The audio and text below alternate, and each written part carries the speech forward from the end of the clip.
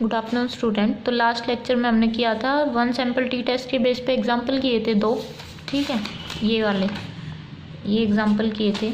अब ये एग्जाम्पल है, इसमें थोड़ी कैलकुलेशन ज़्यादा है, बट ये एग्जाम्पल उसी अजम्पशन के बेस है कि जब हमारे पास ये जब x माइनस एक्स बार निकालना हमारे लिए थोड़ा क्रूशियल हो जाता है, टिपिकल हो जाता है, तो हम क्या यूज़ करते हैं, डेविएशन यूज़ करते हैं, ठीक है। जैसे ये यहाँ पे यूज़ किया d equal to X minus A करते थे ना, तो यहाँ डेविएशन यूज़ करते हैं। अब इन्होंने यहाँ पे दोनों मेथड अप्लाई करके दिखाए हैं, तो आप ये वाला क्वेश्चन खुद से ट्राई करके देखना। इजी है, कोई ज़्यादा प्रॉब्लम नहीं है इसमें, क्योंकि इसमें थोड़ी कैलकुलेशन ज़्यादा है, इस वजह से मैं आपको ये वाला क्वेश्चन करा रही हूँ।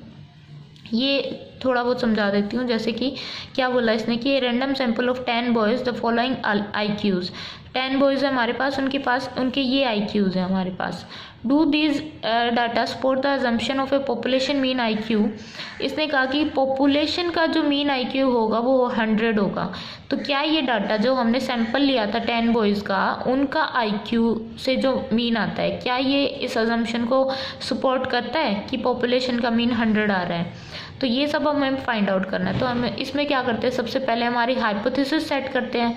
तो नल हाइपोथेसिस क्या हो जाएगी, mu equal to mu not क्या है हमारा 100, और अल्टरनेटिव क्या हो जाएगी कि जो हमारा इस सैंपल की वजह से जो हम पॉपुलेशन मीन निकाल रहे हैं वो किसके इक्वल नहीं है, जो हमने अज्यूम किया था, ठीक है, म्यू नॉट इक्वल टू 100।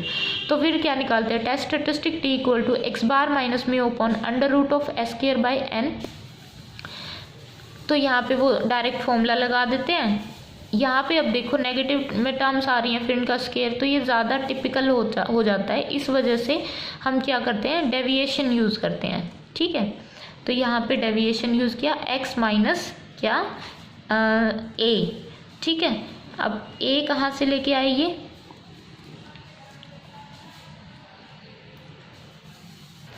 ए कोई भी अज्यूम्ड मीन होता है, तो हम ए कोई भी अज्यूम्ड मीन जैसे 90 लेके चल रहे हैं यहाँ पे, वो ले लिया, जिससे हमारी जो कैलकुलेशन है वो थोड़ी इजी हो जाती है। अब हम ये वाला एग्जांपल करेंगे। ये देखो, ये क्या कह रहा है कि the height of the 10 male students, the height of 10 male of a given locality are found to be 70। अब इसने कहा फिर से वही, सैम्पल साइज क्या है हमारे पास,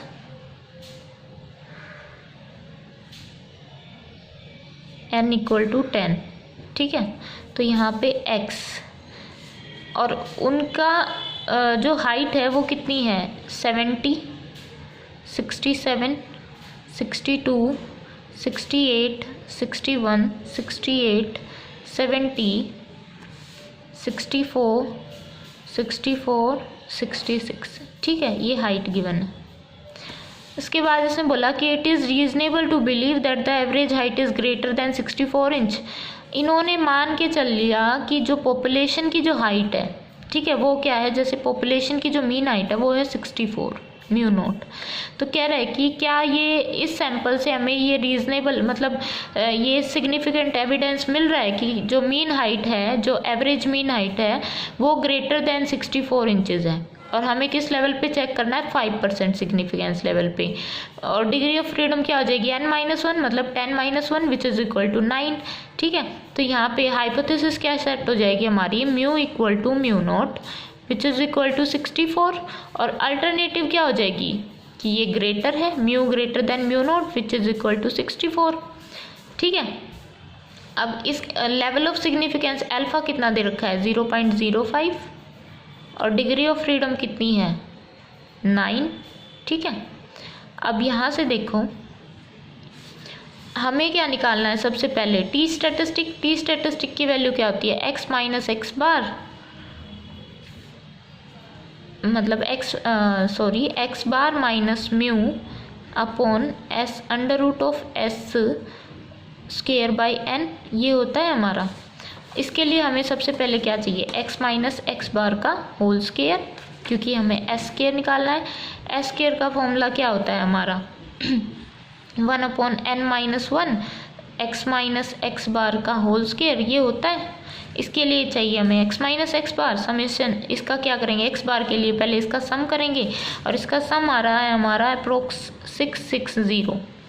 तो एक्स बार हमारा किसके इक्वल आ जाएगा, 660 डिवाइड बाई 10 हो जाता है, sum of observation divide by total number of observation, तो 66 आ गया। अब यहाँ निकालेंगे x माइनस एक्स बार, मतलब कि इनमें से 66 को माइनस कर देंगे। अब यहाँ से देखो ये डाटा हमारे पास आया, क्या आया, 4 1 माइनस 4, क्या किया हमने, 70 माइनस 66, 4 67 माइनस 66 1, 62 माइनस 66 कितना आया, -4, फिर आएगा 2 -5 2 4, आगे है -2 एंड 0। अब इसका क्या करते हैं हम, स्केयर करते हैं, x माइनस एक्स बार का होल स्केयर, वो वैल्यू क्या आएगी, 4 4 16 1 16 2 2 4 25 4 16 4 4 0, ठीक है। अब x माइनस एक्स बार का होल स्केयर किसके का सम कितना आता है, 90, जब हम इसको ऐड करेंगे, ठीक है। अब यहाँ से जो हमारे एस स्केयर है इसकी वैल्यू आ जाएगी, एस स्केयर इक्वल टू, ये था n-1 मतलब 90 डिवाइड बाई 10 माइनस 1, n कितना था 10, तो ये कितना हो गया हमारा 10, ठीक है। एस हमारा 10 की इक्वल आ गया स्केयर की वैल्यू। अब टी स्टैटिस्टिक क्या हो जाएगी हमारी, x bar minus mu upon क्या था, under root of s square divide by n.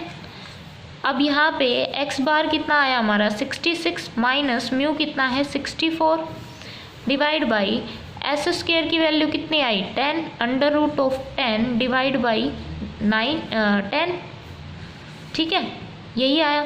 तो यहाँ से ये तो हो गया 1 और ये कितना रह गया 2, ठीक है। तो टी जो हमारी कैलकुलेटेड वैल्यू आई वो कितनी आई 2 के इक्वल। अब हमें क्या निकालने होते हैं, टी क्रिटिकल वैल्यू, ठीक है। और ये क्या है, सिंगल टेल टेस्ट है, तो डबल टेल पे जो वैल्यू आएगी, डबल टेल पे कैसे, डबल टेल कितना हो जाएगा 0.10, क्योंकि अल्फ़ा यहाँ पे कितना है 0.05, डबल टेल पे क्या हो जाएगा 2 अल्फ़ा, वो क्या हो जाएगा 0.10 और डिग्री ऑफ फ्रीडम क्या रहेगी 9। अब इस पे जो वैल्यू चेक करेंगे 2 अल्फ़ा पे जो वैल्यू होगी वो किसकी हो जाएगी, सिंगल टेल की, ठीक है। तो यहाँ से देखो टेबल से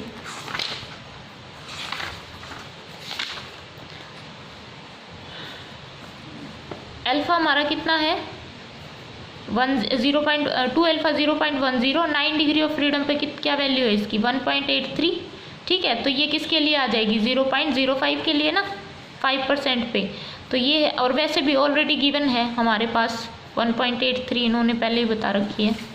तो ये देखो टी क्रिटिकल वैल्यू कितनी आ गई 1.83, कब आई है, जब अल्फ़ा हमारा किसके इक्वल है 0.05 के और डिग्री 0.5 के, और डिग्री ऑफ फ्रीडम किसके इक्वल है 9 के, ठीक है। अब हमें क्या करना है, रिजल्ट चेक करना है।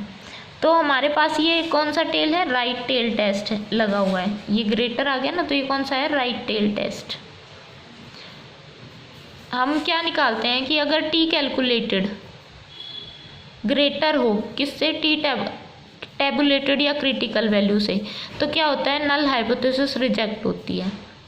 अब यहाँ पे देखो ये T2 आया, ये कितना है 1.83, हमें पता चल रहा है कि 2 है वो ग्रेटर है 1.83 से, तो क्या करेंगे हम, नल हाइपोथेसिस रिजेक्ट हो जाएगी।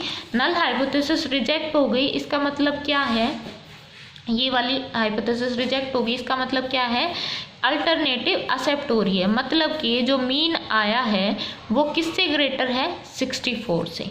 तो इसने यही पूछा था ना कि it is reasonable to believe that average height is greater than 64, तो हम क्या लिखेंगे, yes it is reasonable to believe that the average height is greater than 64 inches at the level of significance 0.05 and degree of freedom क्या था 9, ठीक है। तो यहाँ पे देखो conclusion, since calculated value t is greater than the tabulated value it is significant, hence H0 is rejected, H0 reject कर दिया हमने 5% लेवल ऑफ सिग्निफिकेंस पे, and we conclude that average height is greater than 64 inch, ठीक है। तो average height किससे greater आ गई 64 इंच से। तो आई थिंक आपको वन सैम्पल टी टेस्ट अब क्लियर हो गया होगा।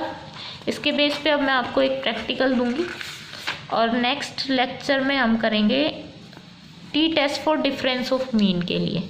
ठीक है।